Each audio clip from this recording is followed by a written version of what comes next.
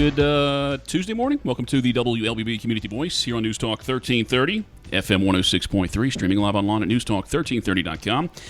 And this morning, we're on the News Talk 1330 WLBB Facebook page. So you can see my guest and myself. My name's Colin Worthington. My guest was elected to Carrollton City Council beginning in November of 2019 to fill the remainder of former council member Rory Wojcik's term. His current term expires December 31st, 2025, because I think he was reelected last year, right? Yep, that's right. He was born in Carrollton to parents George and Libby. Graduated from Carrollton High School in 1975, attended West Georgia College and the University of Georgia. He and his wife, Celia Jean, have 2 kids, 4 grandchildren, and Brett Ledbetter operates Ledbetter Construction, and he holds a Georgia real estate of Carrollton real estate broker's license. He lives near the Neva Lomason Library, and I know that because I've seen you out there walking a couple times. Sure, yeah. Brett Ledbetter, our guest this morning. Well, thank you, Colin. Yeah. It's a pleasure to be here. I appreciate you coming out. We trying to bring in. I thought it was just a good time to start bringing in the council members. No races, no city races this year. It's a good time just to kind of get a good idea of what's going on. And so far, I had Jim Waters on last week. We had David Brooks, city manager, on the week before that. Had hoped to have Bob Uglum on Thursday, but he had to reschedule. So we're going to try and bring him on some other time. But we'll get Bob on, and then we'll head over to Villa Rica and bring those guys in. Yeah. Well, to start out, Ledbetter Construction. Can you give us an update on maybe housing? What are you seeing as far as housing growth and maybe the cost of lumber, which is the primary? Oh, yeah. Everybody wants to talk about rising prices, and we've seen plenty of that, especially over the last couple of years. I haven't been actively involved in a lot of new construction, so I'm not keeping up with lumber prices on a daily basis, but I do understand. From what I've heard, my brother's in the roofing business, and he sends me the report that he gets every now and then about lumber prices, but they were falling a week or so ago. And, not drastically, but, at least it's they were probably down 10 or 15% from the highs, of a few months ago. Well, so that's good news, though. Yeah, absolutely. We could use a lot more of it. Do we know why? I mean, why they would go down at this point? Well, rising interest rates are going to have effect on people's confidence going forward that are in the construction business doing new construction. These big builders, national builders like D.R. Horton or Lennar or somebody like that, they're not as affected because they're dealing with public money. But a small builder like myself from years ago, interest rates start going up. I got to start thinking, how much money do I want to borrow? How much risk do I want to take? Mm-hmm. And so for those guys and people that are, probably a step up or two from that, they've got to think, I was planning on starting 15 houses this year. I think I'm going to trim that back to 5 or 6 and see how the economy goes.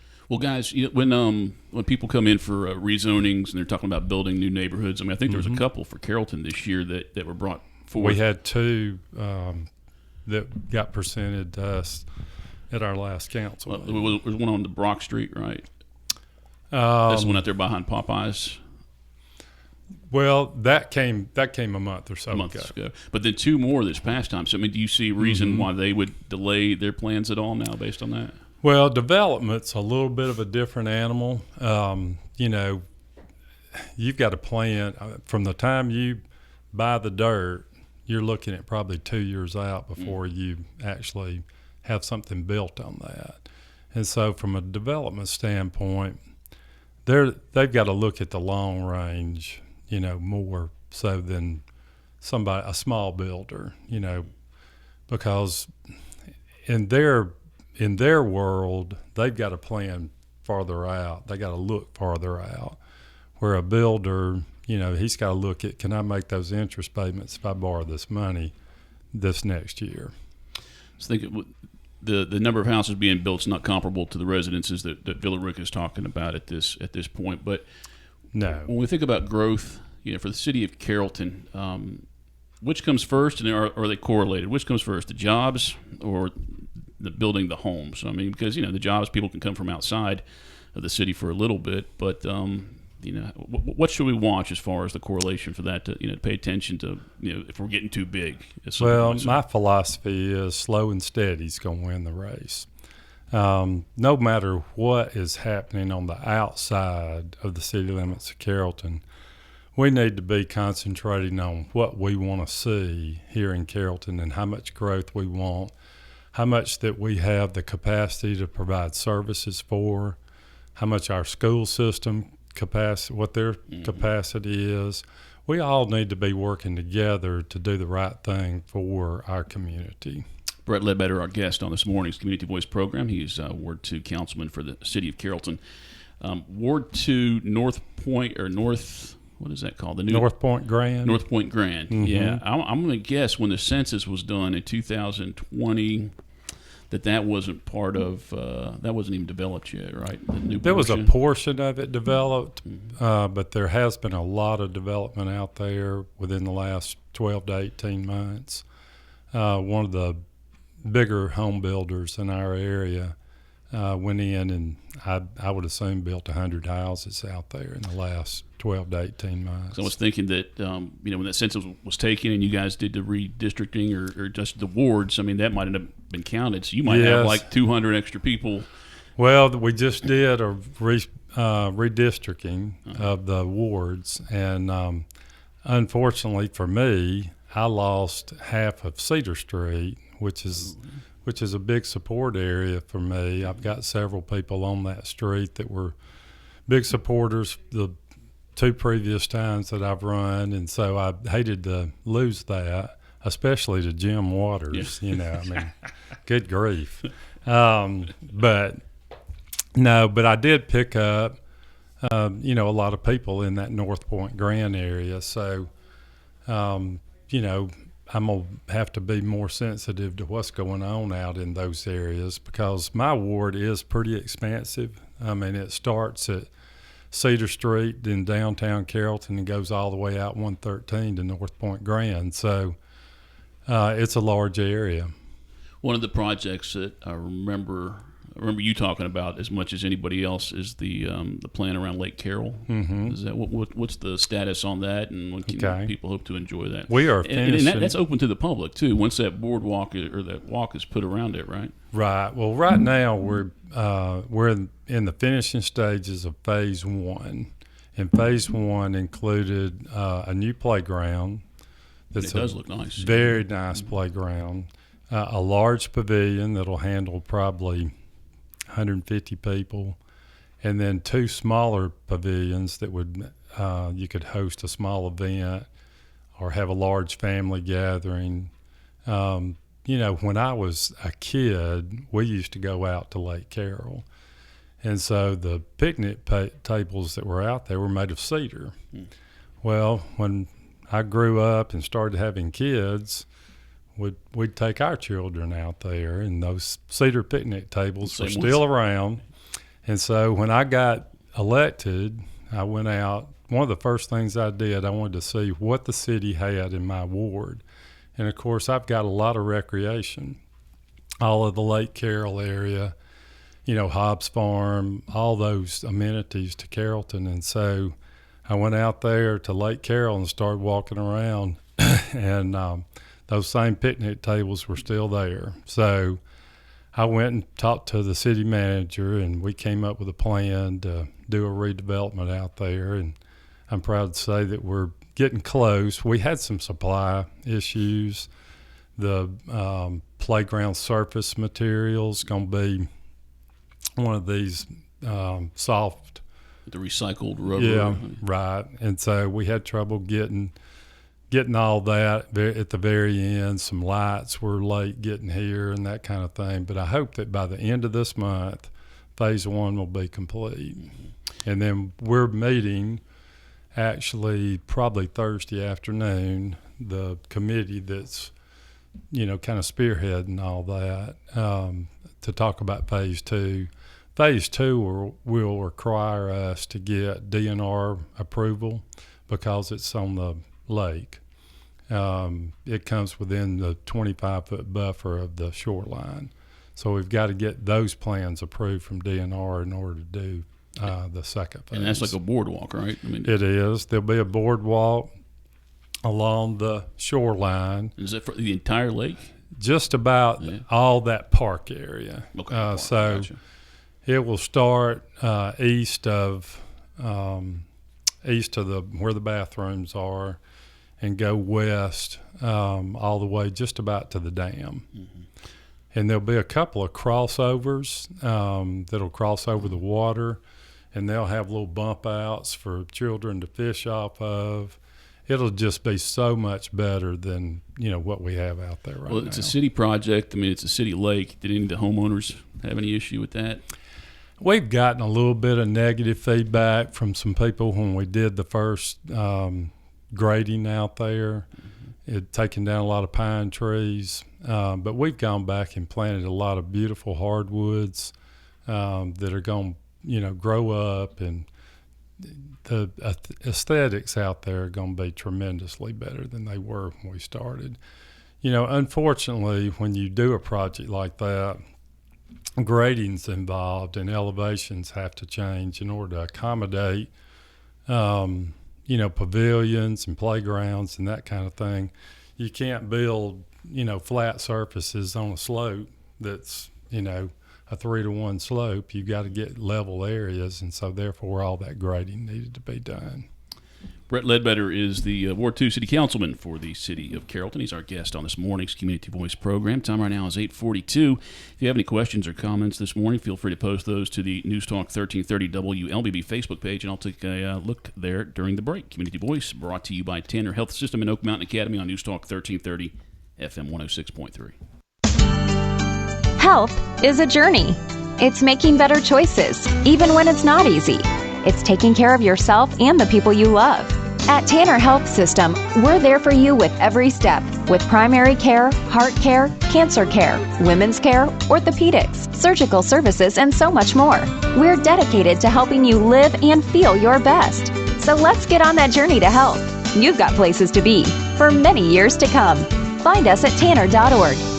As a believer in the power of education, we are called to set the standard by shaping and empowering the minds of future generations through quality education. Oak Mountain Academy embraces this philosophy, which is why my children attend this prestigious school. I am elated to serve on the OMA Board of Trustees, where together we prepare students and remind them to trust and believe in the power to transform the world. I'm Dr. Brian Bain, inviting you to celebrate our 60-year legacy of academic excellence. Visit us at oakmountain.us.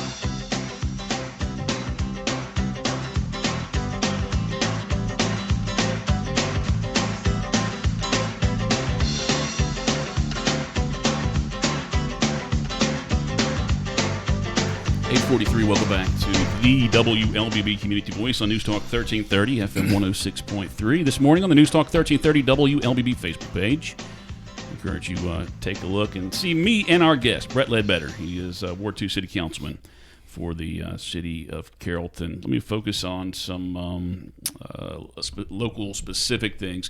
That property that Carrollton City bought off of Alabama Street and Highway 27. Yep.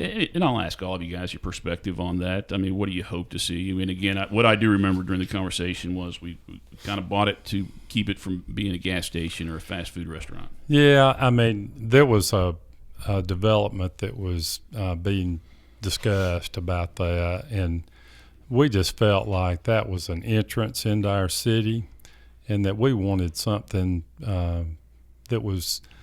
fit in more with our downtown area than having just another gas station on another corner. And so we had the vision to purchase that. We needed one more piece of property. That property has been acquired.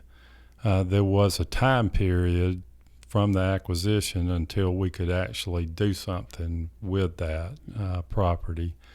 And that timetable will be up July the 1st. So July the 1st of this coming up, just in a couple of weeks, we'll take possession of the property entirely and be able to do what we need to do to get that ready so that we can put out an RFP, a request for proposals from developers, with some guidance from us.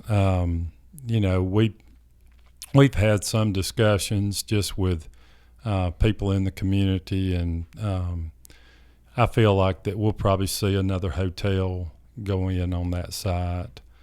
We'll, probably let the art center spill over into that area a little bit with outdoor art that, would come from our community.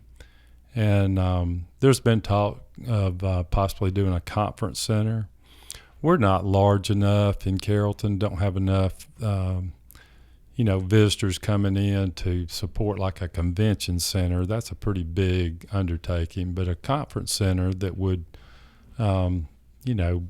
allow 600 people or so would be something that I would be an advocate for to see built on that. It'll be a public-private partnership to some degree since we own the property, and there's a lot of opportunity there. There's about 2.5 acres on that block. And it goes over to the church where Church's Chicken used to be too. Yeah, right? we own presently that entire block. Mm-hmm. Yeah, I think most people will agree with you that would that it wouldn't be excited about a gas station or fast food there again because it is the entrance into the city. But how do you resolve with yourself when you're sneaking in there and and buying it? Some guy who wanted to have a business, wanted to make money there. Well, he didn't have it locked up, and so there were several owners there, and it took us a while to negotiate with everyone that was there to purchase all the property. But we felt like it was the right thing to do for our community to acquire. If we just had half that or a third of it or something, then we would still lack the control that we need to do a proper development there. So we had to go after the whole block. Before we take our second break, when you were campaigning in 2019, is that when that was? That one? Yeah, 2019. One of the big issues was the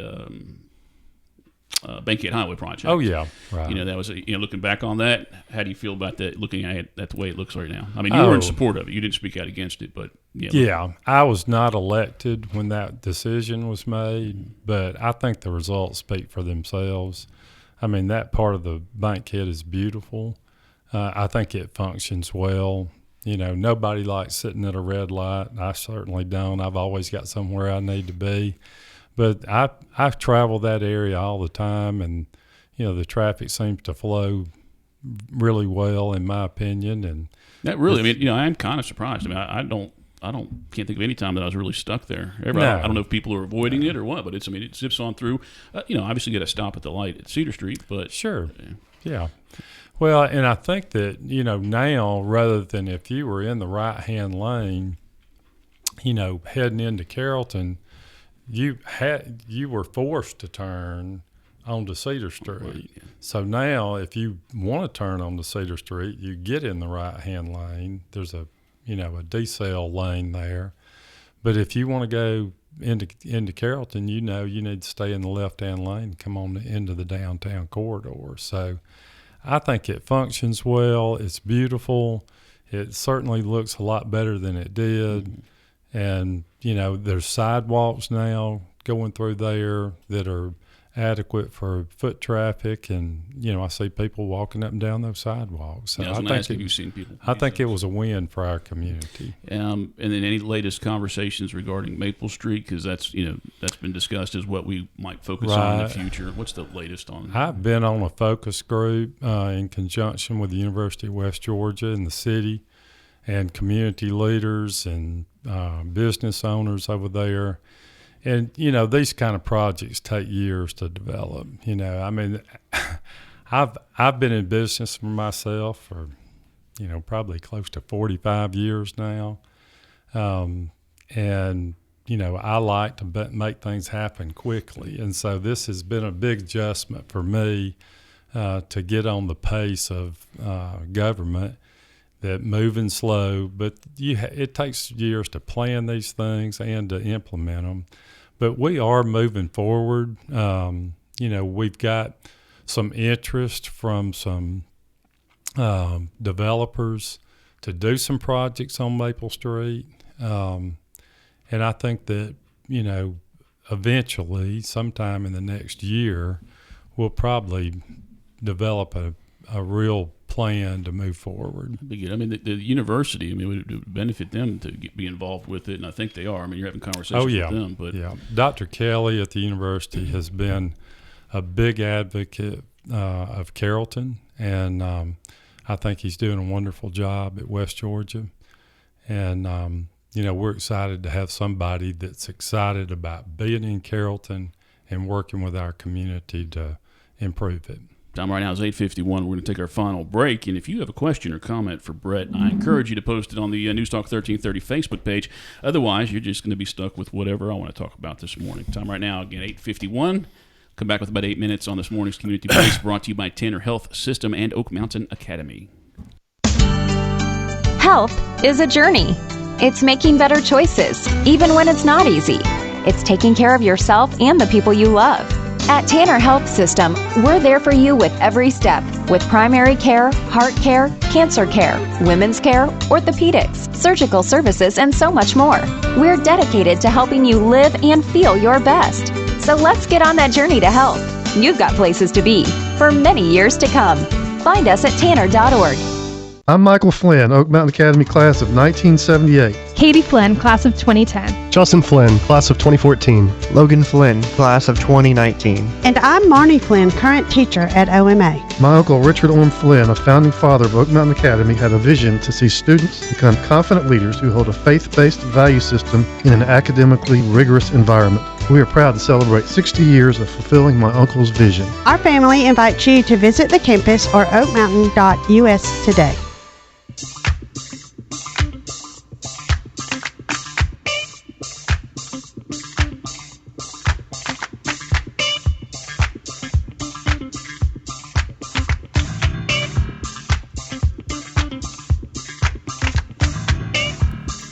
Welcome back to the WLBB Community Voice, News Talk 1330 FM 106.3. I'm Colin Worthington. My guest is Ward 2 City Councilman Brett Ledbetter for the city of Carrollton.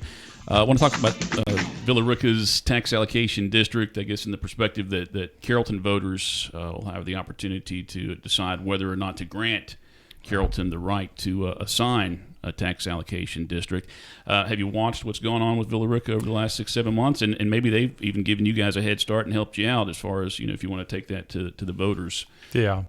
Well, I'm familiar with the Villa Rica TAD that they are trying to, implement up there. They already have the TAD. Mm-hmm. They already have the tax allocation districts laid out. They're now at the project phase where they have projects that they want to implement, and they've got to get approval from the county and from the county school system in order to do those projects. If we're given the luxury of having a TAD here in Carrollton, it's a huge economic development tool. It's very essential if you have areas where they need to be redeveloped, and developers come in and look at those areas, but they can't afford everything that it would take to get the infrastructure in place to do to do the redevelopment that they want to do. And we want these areas to be redeveloped. I mean, we have buildings sitting around town. I'll give you something specific, and not that this would be in the TAD, but Maple Street School. Well, Maple Street School's been sitting there vacant for years now. And at the Boys and Girls Club too. Yeah. That same thing. Okay. Right. And when I was coming along, there were two elementary schools. It was College Street School, where the county annex is, and there was the Maple Street School. And half the city went to Maple Street, half of us went to College Street. But Maple Street School's been sitting there for years. Mm-hmm. There's been several developers come and look at it, but they can't afford to do all the infrastructure that they need to do with that old building in order to do a new development there.